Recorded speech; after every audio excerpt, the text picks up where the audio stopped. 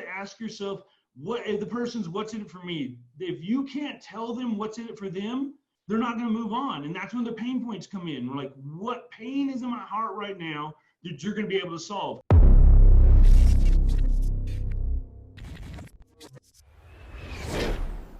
If you could give the average person some insight, maybe 5-6 reference points about what are the key things to be inside of a funnel to help educate a customer and convert it to a sale, what would those things be?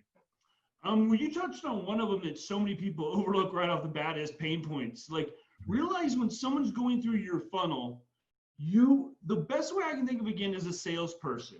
So if I was sitting across from you, I could ask you questions and you could give me objections and I could overcome them and I would make the sale.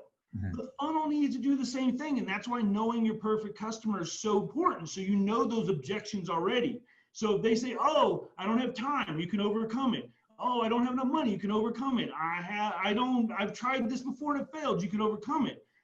But if you don't overcome those things, they'll never be able to get to the next step, which is what's in it for me? Because that's really what's important. You have to ask yourself, what if the person's what's in it for me? If you can't tell them what's in it for them, they're not going to move on. And that's when the pain points come in. We're like, what pain is in my heart right now that you're going to be able to solve? Do I own a business and I can't get leads or sales? Oh, well then here's the funnel, That's one of the big things. The other thing is the headline or the one line across the top. It needs to be something that's going to grab their attention and inspire someone else to read on. Because if they don't even get past that, it doesn't make them want to, hey, what's this about? They're not going to even get past. I mean, that's the first thing. Yeah, exactly. I'm trying to keep it as layman as possible. Yeah.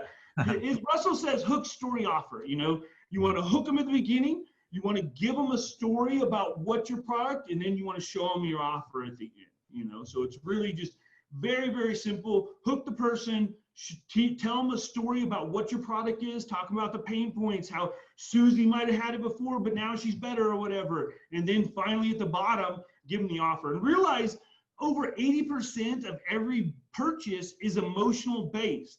So that needs to be at the beginning of the funnel. You have to hit those emotional pain points, those people that are like, oh, okay, I'm ready to buy.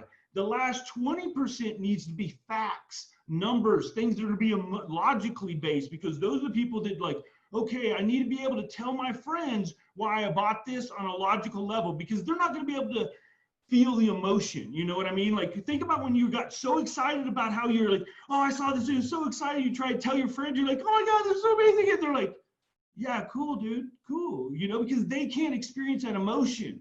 You have to be able to give them the logic, because here's the deal. If a person can't logically explain to their friend why they bought it, you're going to return it. Think about that. If I can't be like, well, 82% of the stats or whatever stats you're giving them or whatever logic objections you're overcoming at the end of the funnel, once you got past the emotion, because they're ready to buy now and they're getting ready to put in their credit card, they're like, oh, what if Tommy asked me, because people are weird. They think that stuff, man. Yeah. So just think, so you have to have that. And that's also where social proof comes in at the bottom, where you've got testimonials and stuff. They'd be like, oh, that's why Kevin's is loaded and stuff. And you see all the testimonials, because people get there like, dude, there's so many testimonials. It's obvious this stuff works, So you want to think about that emotion and logic, emotion and logic. Have you ever listened to an inspiring story or interview or podcast like this and thought to yourself, man, I wish I could share my story with the world?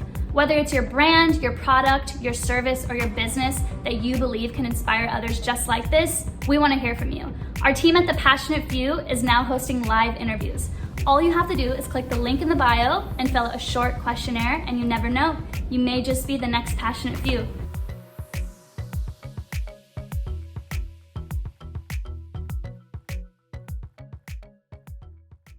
Hey you, if you enjoyed that video, make sure to smash that subscribe button right now. And also, if you're an epic entrepreneur, thought leader, expert, and you want to be interviewed on the show, the same way we've interviewed over $10 billion worth of entrepreneurs and reached millions of people, then all you have to do is click the link below right now and fill out the questionnaire to see if you'd be a good fit to be interviewed on The Passionate Few. And also, if you enjoyed this video, make sure to click any of these videos as well. If you thought this video is epic, these videos will blow your mind. Until next time, live strong, live with passion, and thank you for being one of the Passionate Few. I'll see you in the next video.